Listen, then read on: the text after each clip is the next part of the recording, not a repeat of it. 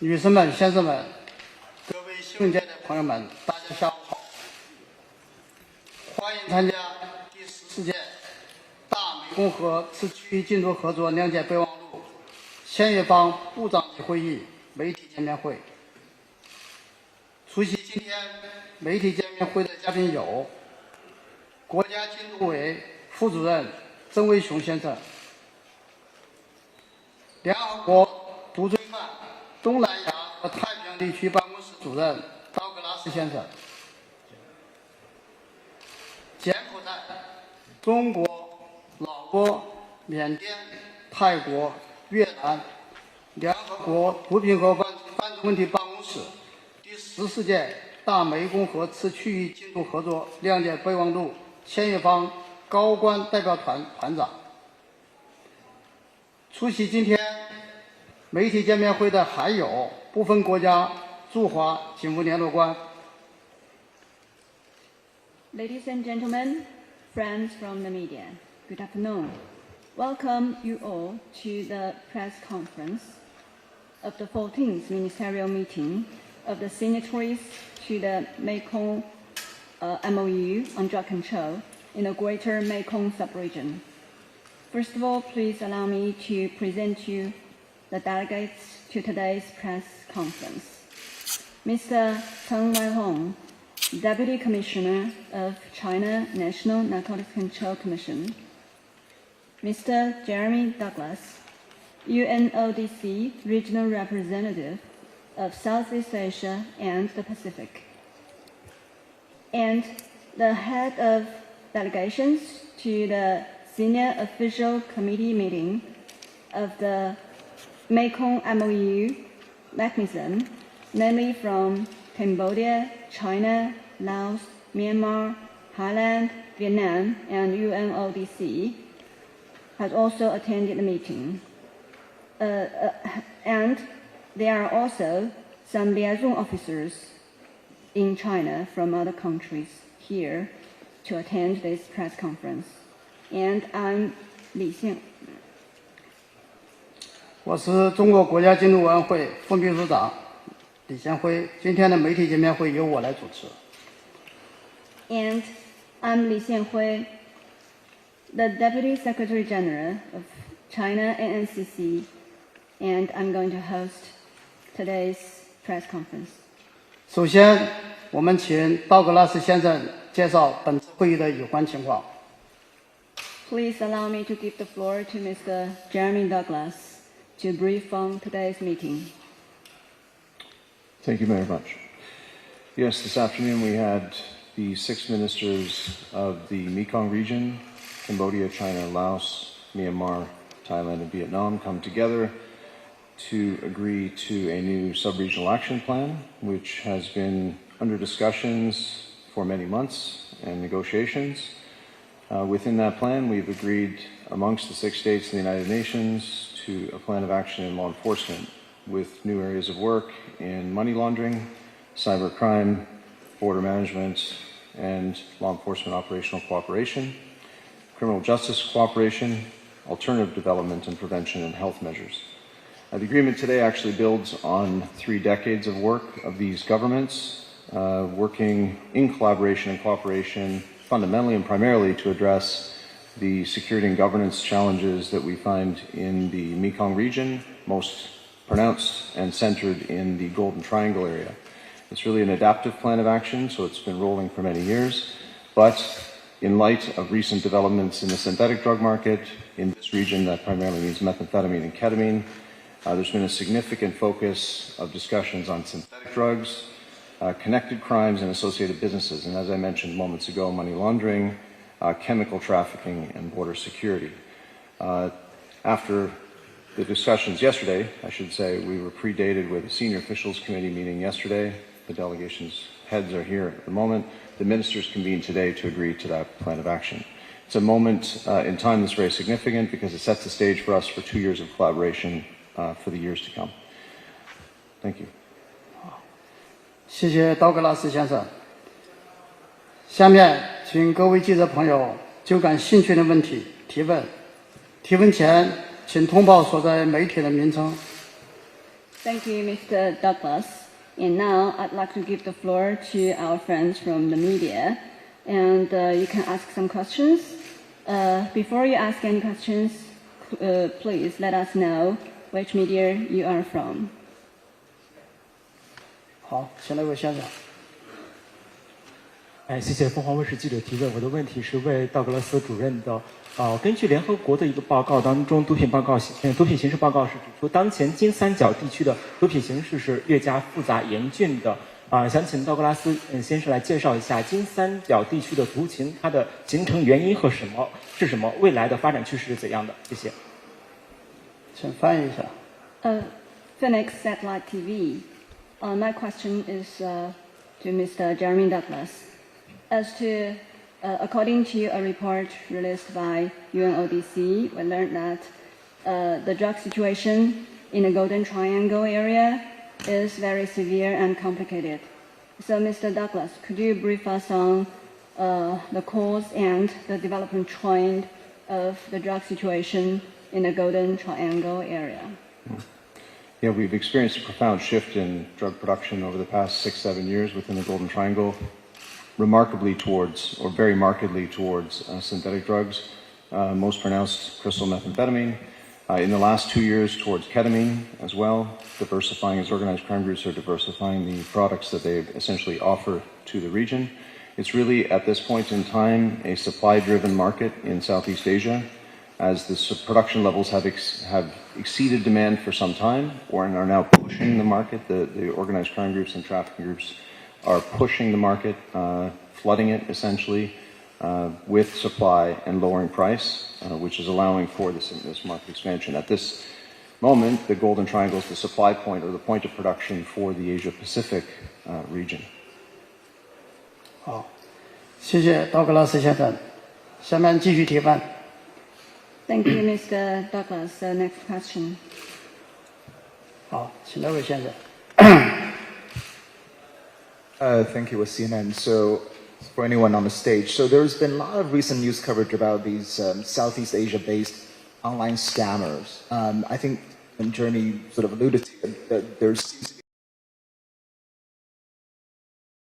be and products. So, could you just elaborate a bit on that front? You know, in terms of the links between people who are running the drug trade and the online scam trade, and how is today's development is going to impact the crackdown on these crimes and these criminal groups. 所以可以任何人都回答这个问题。我意思就是说，最近有很多新闻报道是说到这个有很多在东南亚为基地的这个网络犯罪团体。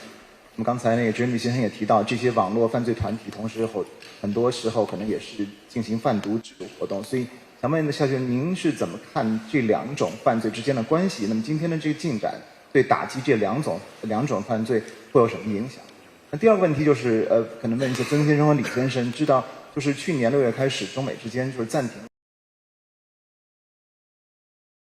关系有一些缓和的迹象，有没有计划来重新开始中美两国之间有关禁毒的这种合作，尤其是在打击这个芬太尼的这个制作和这个以及这个其他的贩卖的这个方面的问题？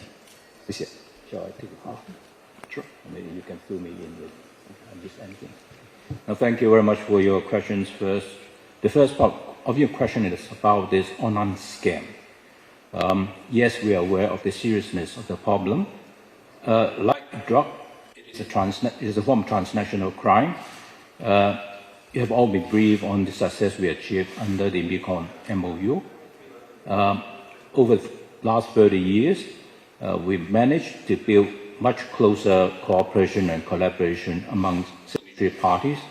Now, these sort of cooperation, this level of cooperation and collaboration, no doubt, will transcend the border of drug enforcement, but it would include other transnational crimes as well. As a matter of fact, the Ministry of Public Security of China has been working very closely with their counterparts in neighboring countries, including signatory to the MOUs, to address this problem. Some of the recent arrests that you have seen or you've read about on the news report actually only marks the beginning of our heightened effort to address this problem. Now, as to the second part of the question about China-US drug enforcement cooperation, well, one would remember that for many years, this had been the highlight of law enforcement cooperation between the two countries, right? Something that we started very, very early, I remember, probably in the 80s, right? The current impasse is most unfortunate, but this is the result of the arbitrary and unilateral action taken by the US, and I can quote you a number of examples. Heads of delegations of this meeting visited our National Narcotics Laboratory this morning to see how important it is for the laboratory to function properly in the fight against drugs, particularly in the fight against new psychotropic substances. It defies belief that for 3 years down the road now, it has been included in the US sanction list. And this is not the only facility that was included in the sanction list. And on top of this, the Institute of Forensic Science under the ministry is also placed on that sanction list. Now, this has definitely hindered our work in the field of scientific research and drug examination and analysis. Another example that I can give is the sanctioning of the Chinese enterprise for dealing with uncontrolled chemicals and unregulated equipment, as well as the arrest and prosecution of Chinese nationals for dealing with these same substances, that is, uncontrolled chemicals and unregulated equipment. Now, this is definitely an abuse. Now, China is keen to rebuild cooperation with the countries, including the US, on the basis of the equality, on the basis of mutual trust, and on the basis of win-win cooperation. We are against legalization of drugs. We are against unilateralism. We are against politicization of drug enforcement cooperation, and we are against long-arm jurisdiction. If I can say a little bit more about fentanyl, I mean, there are lots of misinformation and misconception among members of the public around the world. China is the first country to schedule and control fentanyl by class, a step which we took as early as May 2019. And today, China is still the only country in the entire world to have scheduled and controlled fentanyl by the entire class. What this means is any form of derivatives of fentanyl substance is controlled in China. Now, not only this, we also have the strictest control in terms of drugs and precursor chemicals. At the moment, we control over 450 different types of drugs, narcotics and psychotropic substances included, on top of scheduling and controlling fentanyl by class. We also schedule and control synthetic cannabinoids by class. Our control list probably is longest among countries in the world. And even for uncontrolled and unregulated chemicals, in order to prevent diversion into illicit use, we encourage the industries to self-regulate. Of course, we have to work on the basis of the rule of law. And at the end of the day, we have to rely on the law to exercise control. At the moment, China is doing all it could in the fight against drugs, not just within the country itself, but fulfilling our responsibility worldwide. I hope that helped clears the air. Thank you. 谢谢曾主任。 Maybe I can add to the first question you asked on the scams. We did discuss money laundering extensively in our discussions yesterday with the police, the heads of the senior officials, the heads of the police, and then today as well there was discussion in the room about the same. It's been years now that the casino industry in Southeast Asia has been used for money laundering extensively, for particular drug money and other forms of transnational crime monies. We've been looking at this for many years. There was a marked change during COVID, as a lot of the casino industry basically looked for partners or looked for customers and went to them online. The business shifted, in a sense, online.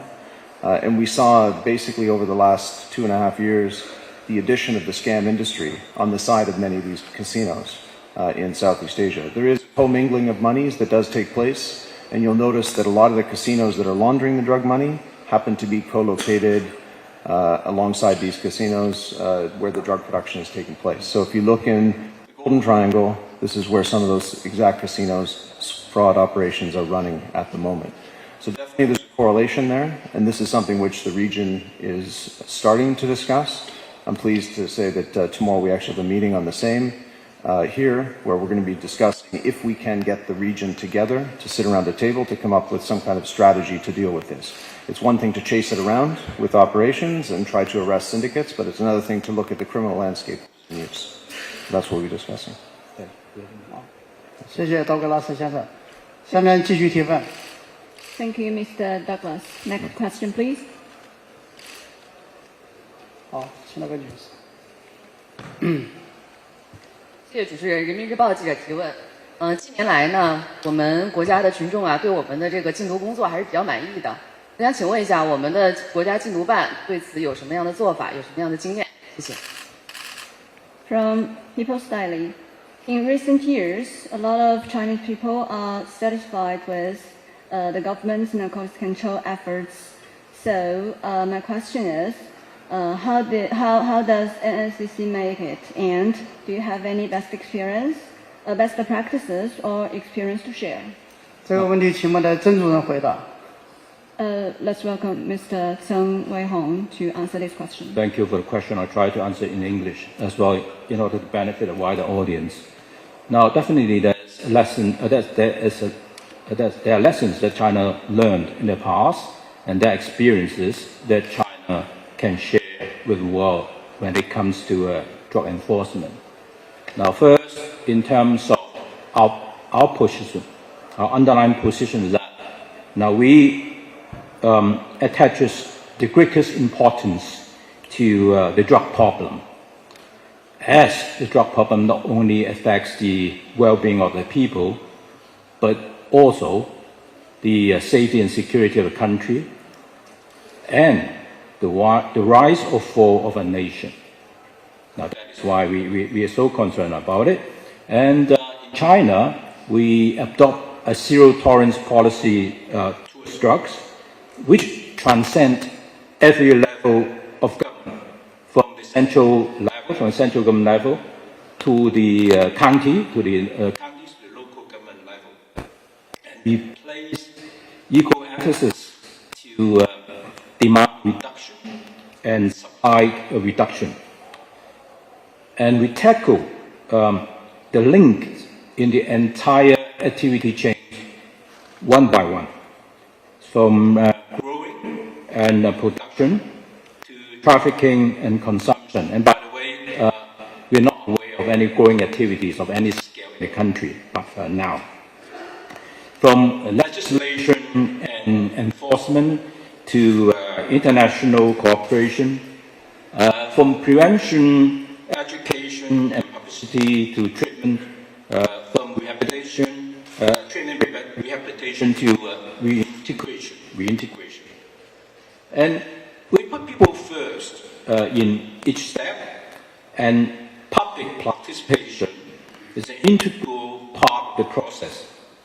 Now we have two such examples that we can share. The first is our very successful community-based drug treatment, rehabilitation, and reintegration program, which we started some 10 years ago. And we are very encouraged to see that drug users who end up quitting drugs, that is, who stopped using drugs for more than 3 years, so no relapse, actually increased by a number of folds in the past 10 years. This is very encouraging. Now, the other example that I can give is our very extensive drug prevention, education, and publicity program, which covers every school in the country and cover every communities in the country. The very fact that we have a very low new drug users rate every year in our survey every year is not the only result that we are proud about. More importantly, among those new drug users identified, those under the age of 18 actually are much lesser than those above, which means that we are seeing a drug problem that is aging. Now, which is a good thing. A drug problem that is aging is a drug problem that's under control, and we're very pleased to report that. And our robust and comprehensive efforts certainly paid off. If you just look at a couple of statistics, I remember when I first joined the National Narcotics Control Commission, year 2019, I was reading the figures for year 2018. By then, our drug addict population was about 2.5 million. Now, after 5 years to the year 2022, our drug addict population had dropped by over half, actually by about 56%, to just over 1.1 million. Amazing result. An amazing result that is verifiable. And how do we verify it? Because we introduced sewage water testing program to make sure that all these reported results are supported by scientific evidence through sewage water analysis. Now, the other very encouraging result that we've achieved is new drug users. Now, it actually fell by much wider margin of the 86% to just 71,000 last year in 2022. Now, compared to the world trend where you're seeing an explosion of drug user addict population, this is very reassuring. But then China is not complacent, because China is fully aware of the complexities and the challenges of the global drug scene. Not only that will China continue to do its best, but we'll continue to work with our partners around the world to make sure that we do our best to try help bring the global drug problem under control. I hope I answered your question. Thank you. 谢谢曾主任。下面继续提问。Thank you, Mr. Zhang. Next question, please.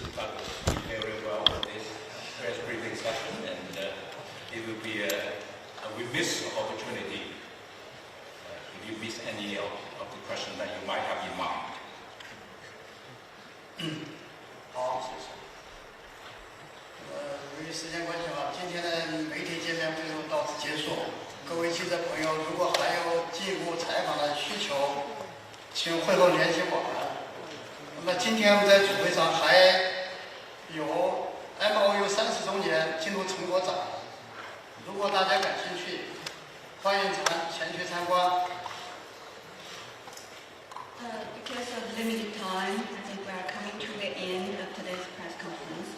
So if any friend from the media wants to further interview, please, you can contact us later. And now there is an exhibition on narcotics control efforts in the main meeting hall. So we welcome all of you to visit the exhibition. 好，今天媒体见面到此结束，谢谢曾主任，谢谢赵指导先生。Thank you, friends from the media. Thank you, friends from the law enforcement community.